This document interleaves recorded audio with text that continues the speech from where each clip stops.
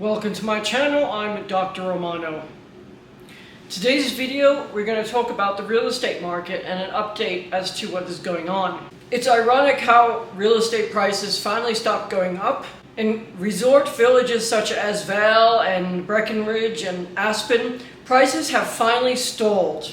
Recently, they changed the local zoning so that you can't do an Airbnb in your house, condo, or apartment, which means that a lot of people have put their real estate up for sale. In addition, they will never get the $15,000 a month rent to rent out a house per month over a 12-month lease. Now those people are stuck with the bill.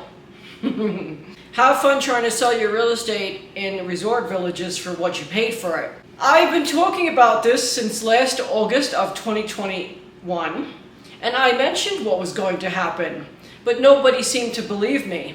Well, apparently all this is coming true now. I also noticed that the houses for sale in my neighborhood, Denver Tech Center, seems to also be stalling. And you're starting to see discounts, and you're starting to see houses and condos on the market more. For the past number of years, I could not find any apartments or condos in my neighborhood. And I would always check the prices because that's the most important market in Denver, is Denver Tech Center. Now you have to remember, today there's a lot for sale. But previously, let's say 4 to 5 years ago, there was really not much on the market. And what was being built was already sold. Now what you're seeing is major corporations stalling from buying new real estate and adding it to their portfolios.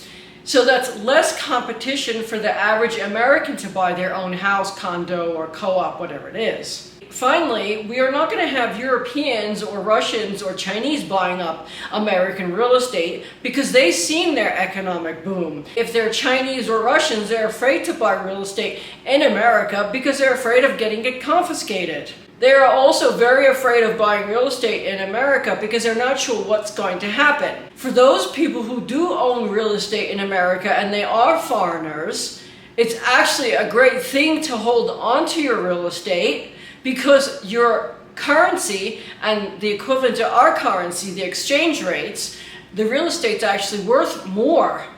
But the question is, how much longer is that going to happen? So if you're a foreigner, you're probably better off selling your real estate now while the prices are still relatively high. The American dollar is very strong right now, so the exchange rates, you'll get a good rate. As for the future of the real estate markets, we have been hearing that a lot of owners and a lot of people looking to buy real estate, they keep saying there's not enough real estate on the market, they're having a shortage. The fact is that there is no shortage of real estate on the market or in America. The problem is that you had multi-billion-dollar corporations from overseas buy up American real estate, and they were no longer focusing on Manhattan real estate because it did go up so much. Before we continue the video, please remember to do thumbs up. It's right there. Just press the button to say thank you, Anthony. Thank you so much. And they started to focus on middle of America, any resort villages such as Vail, Aspen, Beaver Creek, Breckenridge, in all the beautiful resort villages in Florida, and you started to see a huge spike in buyers in that real estate market. However, what people don't realize is there's more people renting right now than actually owning real estate compared to what it was 20 years ago. And there's a lot of reasons for that, but you have to remember what happened 20 years ago, 25 years ago. In around 1994, Bill Clinton was elected around that time period, and he won on the ideology that he would put everyone in their own house. And because of that, they passed laws in the government to allow the typical person who may not have good credit, may not have a high income, or may not have savings or collateral to buy their own house. That created the real estate bubble of 08 and 09, as we've seen, but they continue to let that roll until today. With the advent of interest rates going up, that cycle has come to an end. It's wonderful being part of this new era because you're going to see real estate prices pretty much stay level or go down at least 40 to 50%. Of course, there's going to be people that can't afford their mortgage because they don't have a job. And yes, the labor markets are very tight right now, but you have to remember what's happening now.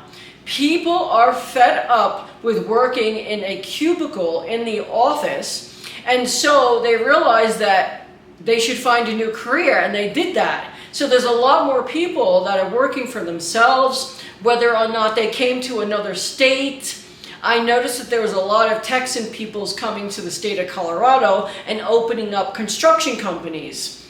Whether it was repairing roofs, replacing roofs. Over here we have a lot of bad weather, so we could have ice storms which would ruin the entire neighborhood. And you'll have to replace your entire roof and all your windows. And so there's a lot more people that are working for themselves. But you have to also remember that a lot of people moved around. So the labor expertise is also moved around the country. The question is, how much longer will we see interest rates continue to go up, and how long would that take? Well, if you look in history, history always repeats itself, and there's reasons why that happens. The probability of there being a World War III in the next year, I say that's highly not probable. Okay? How much longer do we have to wait until interest rates go down? Unfortunately, it's going to stay high for quite some time. This has nothing to do with inflation. This has to do with bringing in a new currency and making our country the highest, the most valuable. And you're seeing that in gold prices. Gold prices have been going down, which don't make any sense, because if the stock market valuation goes down and investors are pulling out of the stock market, they take that capital and they have to invest it somewhere, and so they convert to the commodities investments. But you're not seeing that right now. In addition, I've been speaking to a lot of real estate brokers, and in my particular state, they're having to leave the state of Colorado and go home and stay with their parents because they can't afford to live in Colorado because they're not able to sell real estate. This is very interesting and an incredible time period to see. A year ago, when I would tell people the real estate market was going to stop going up and we are going to see a 30% collapse in value of our real estate, people were laughing at me. But you see, I'm a doctor of finance, and doctors of finance know economic like the back of their book. Economic is a cycle. It always repeats itself.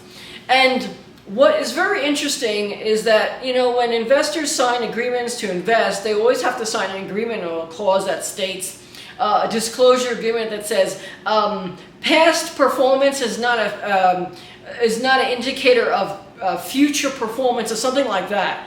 Well, you know what? That statement is actually very false, because we have economic cycles, and you could go back in time and every single cycle is almost the same. Now, our cycle right now is a little bit different because we have a currency collapse globally.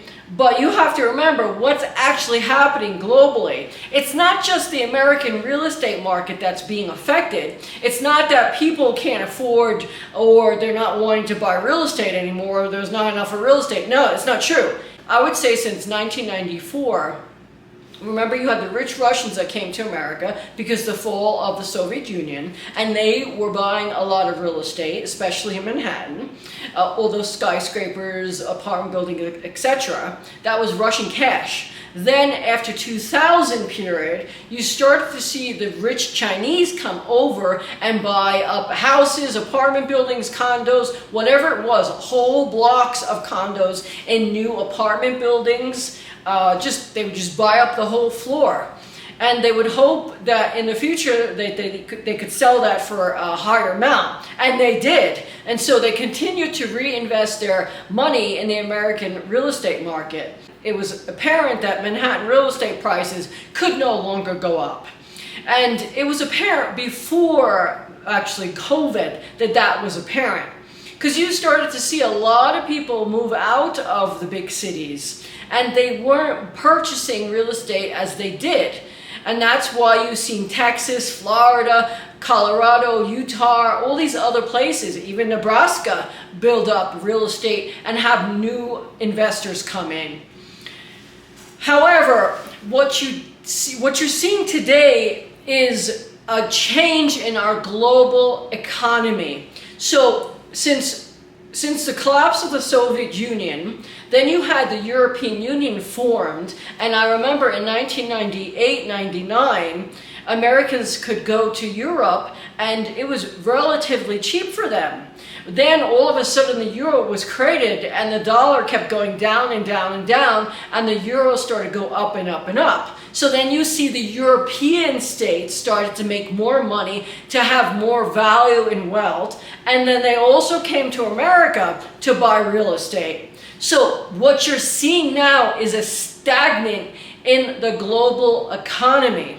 Because you have to also remember those rich developers in China that took their clients' capital and ran to America to buy real estate, instead of building those development sites that they were supposed to finish, they didn't do it. The money's here. So it's just a matter of time before the Chinese government seizes those assets or forces them to come back to China.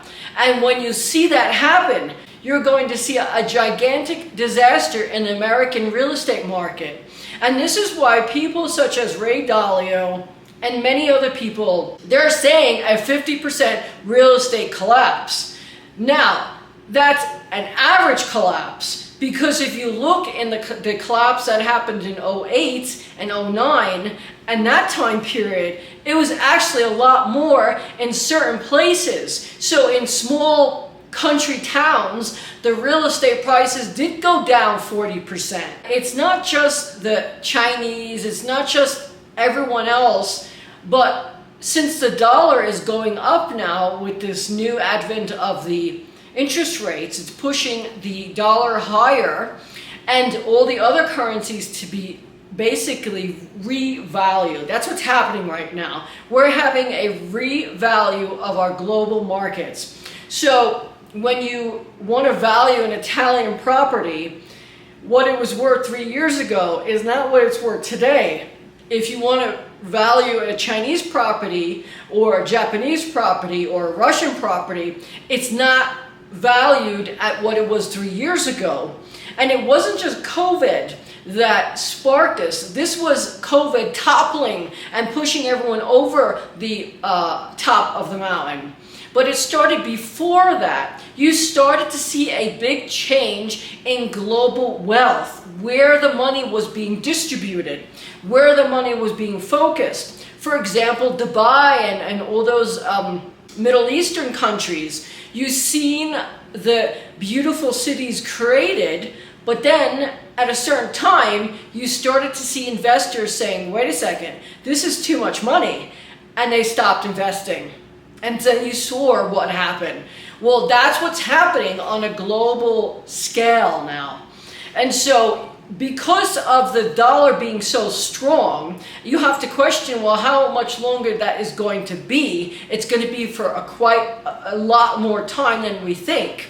And you have to realize what's happening. So in the 1930s, 40s, and 50s, and 60s, the US government forced countries that needed loans to buy our products, okay? So they lent them the money with the agreement that they would buy our products, so that's why America had a manufacturing boom, okay? Then by the 70s, it was apparent that those countries did not need our loans anymore. So the US government had to come up with a new plan on how to dominate. And it was no longer lending countries money, it was defending them. And it became this apparent roller coaster ride, and oh, we'll defend you, but you have to give us blah, blah, blah.